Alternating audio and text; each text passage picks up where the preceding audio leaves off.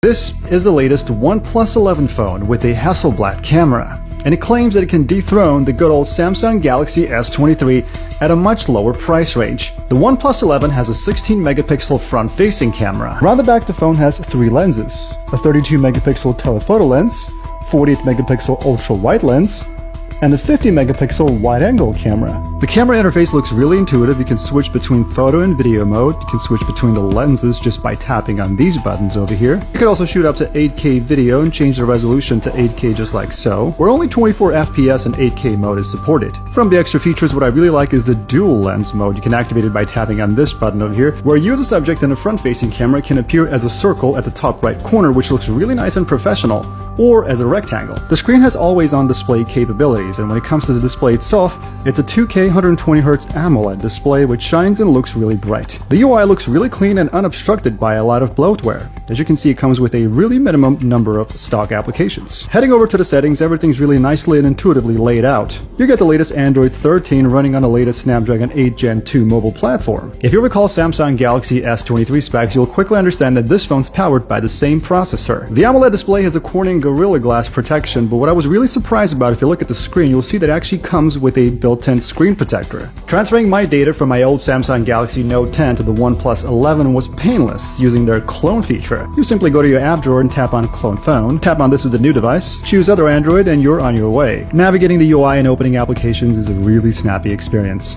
It really highlights the Snapdragon 8 Gen 2 capabilities when it comes to operating your phone. Opening applications and websites for the first time really highlights how quickly this phone works and how quickly you can get things done on it. The 120Hz high refresh rate capabilities of the screen really make it a pleasure to scroll and switch between apps. The 5 things that I love about this phone is the size. It fits really nicely in my palm, the speed of the Snapdragon 8 Gen 2, the high refresh rate capabilities of the screen when you switch between the apps and use the UI interface, the highly advanced camera array with really good macro photos, and the genius front-facing camera flash mode that can be enabled by tapping these buttons over here. And you're probably wondering, Arsen, how do you get flash for the front-facing camera? Well, it's really simple. It actually shows a wide outline for the front-facing display, which actually makes a huge difference when you're taking selfies. And whether you take photos or videos, you get a lot of light flashing your face, and the pictures look really nice actually. This is what it looks like when you shoot with the front-facing camera. It isn't capable of shooting in 4K, but it can do 1080p 60. What's crazy is that in the box, the OnePlus 11 comes with a 100-watt charger,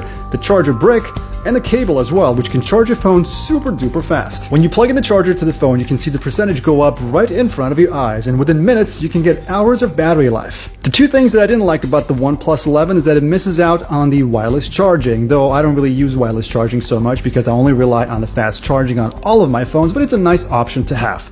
And the second thing is that I didn't really understand why, but the photos and the videos especially look really over-processed with too much sharpening going on. It turns out that the over-sharpening is a result of the enhancements that the phone has turned on by default. All you have to do to mitigate it, just tap on this and turn off all the enhancements, and the photos and videos look really nice after. Luckily, the negatives that I've mentioned by no means are deal breakers, and I think this phone is an amazing choice, really nicely competitively priced against the Samsung Galaxy phone to capture some of that Samsung Galaxy S23 audience. And I'm really curious to hear what you guys think about this phone. Let me know in the comments. If you watched this video until the end, you are a TikTok hero, and please comment a turtle emoji and I'll give you a cookie.